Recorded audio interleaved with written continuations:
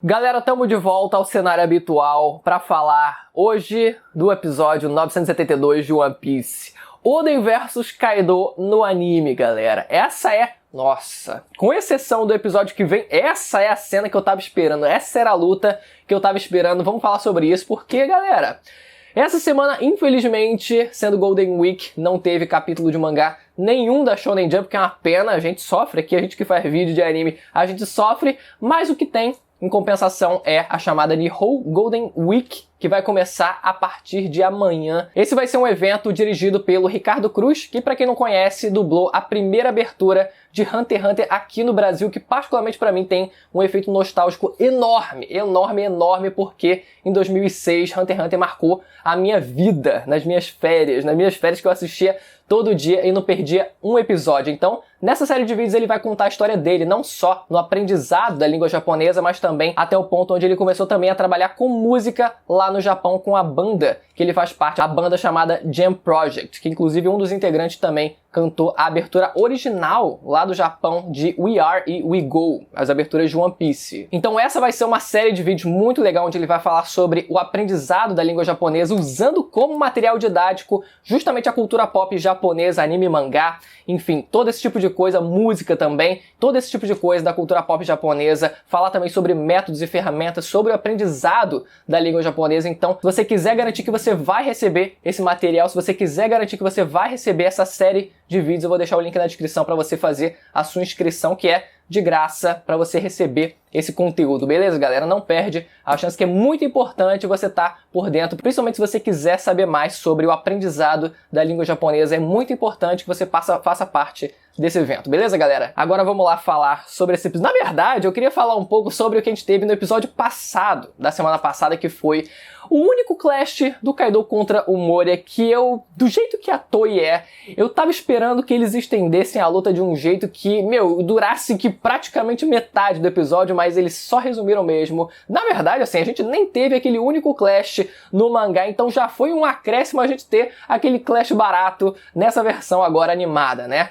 Só que, cara, eu sempre fiquei fantasiando aquela luta dos dois, principalmente quando a luta foi mostrada no mangá, que eu fiquei, cara, o Moria no auge não devia ser um qualquer, sabe? Você para pra pensar que ele tentou usar ali as 1000 sombras no arco de Thriller Bark, mas eu enxergo aquela cena como sendo o clássico. Vocês já viram aquela comparação onde a pessoa diz, eu jogando bola 10 anos atrás, a pessoa tá lá um titã, e eu jogando bola agora, hoje em dia, a pessoa lá não aguenta mais jogar nem metade do que conseguia. Então eu imagino o Moria, ele tentando usar aquelas 1000 sombras no arco de Thriller Bark como se ele ainda estivesse no auge. Eu imagino que ele no auge conseguiria claramente, facilmente usar aquelas 1000 sombras sem problema nenhum e realmente conseguiria explorar o máximo daquela capacidade dele. Lembrando que em Thriller Bark, um socão daquele desgraçado rachou Thriller Bark ao meio. O bicho, assim, o nível de destruição que ele causou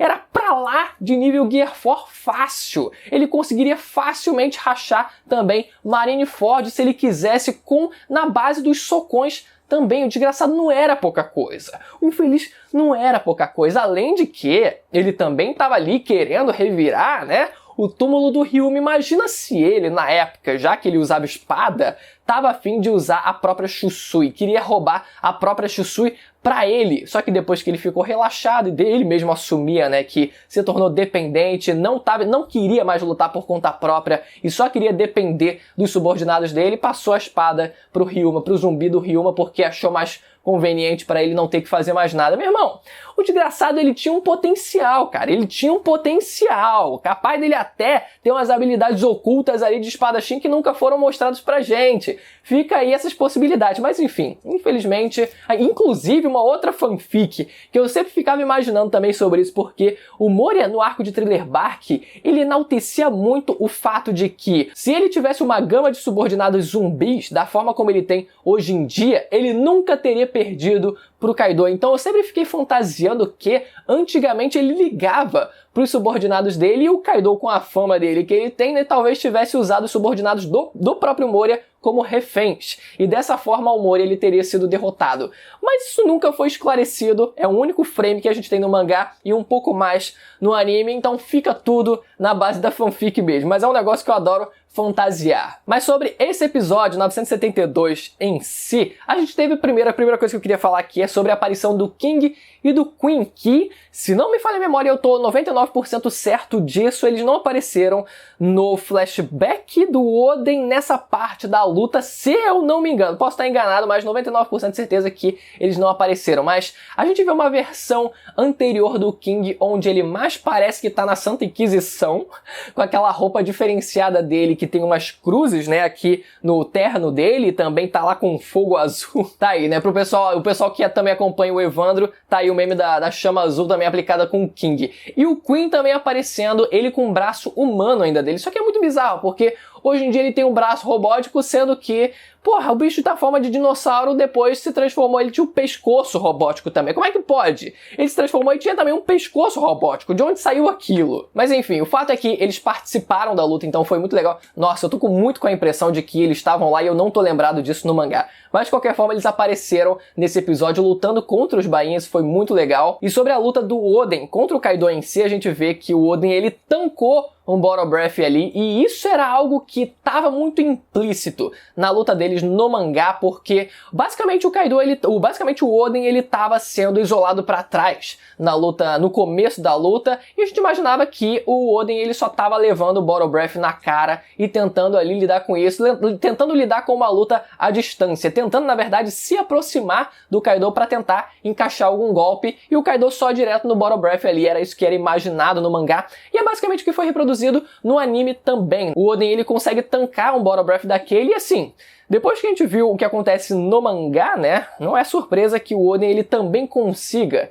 tancar um Bottle Breath, né? Não é surpresa porque outro personagem também conseguiu tancar com relativa facilidade, na verdade com muita facilidade tancar um Bottle Breath, então natural que ele também conseguisse fazer isso. Então ele toma um Bottle Breath na cara, fica relativamente de boa e prossegue com a luta. Só que peraí, deixa eu seguir o roteiro aqui. E algo que foi estendido nessa versão do anime foi o Oden ele tentando se aproximar do Kaido, né? Porque no mangá, o Kaido ele do nada decidiu se distrair sozinho, olhou pro lado, chegou o Oden, pá! Meteu o cortão no peito dele. Só isso. Simples e direto por algum motivo que o Kaido ele se distraiu por zero motivos. Mas nesse caso não, foi realmente algo ali mais direto e também mais estendido. Ficou bem legal essa parte, né? Não só o Oden ele soltando o hack do rei, ele pô!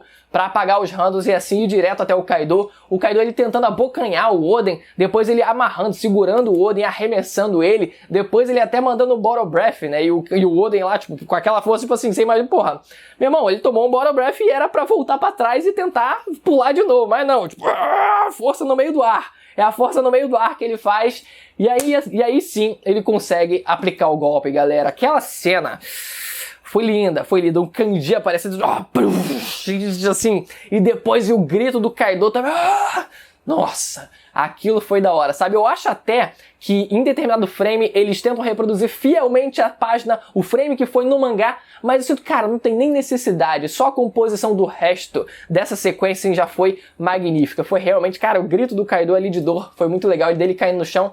E outra coisa também, né, foi muito legal da gente ter visto de forma não tão seca quanto foi no mangá, porque depois o Kaido ele aparece quase que como se fosse um teleporte na forma humana e dando uma coronhada na cabeça do Oden, mas aquilo no anime foi muito mais legal da gente ver a transição ali, né, do Kaido ele voltando à forma humana, a gente vê ele ainda lá na transição dele e eles dois indo pro último clash, aquele clash final ali, galera, foi muito legal porque foi animado inteiramente pelo diretor do episódio, né? O diretor do episódio, além de ter todo o trabalho de direção, também animou sozinho esse único minuto ali, todo esse 1 minuto desse clash final entre eles dois e o grito, nossa, o grito deles dois ali, né? E a grossura, você vê o detalhe na animação, a grossura do traço, ficou muito legal, eles dois indo pro clash e aparece lá a véia disfarçada de Momonosuke e depois o Kaido ele aproveita para meter a coronhada na cabeça do Oden mais uma vez, depois praticamente ele fica sem conseguir levantar. Incluindo até o que não podia faltar, que era a expressão do Kaido depois de ter conseguido derrotar o Oden.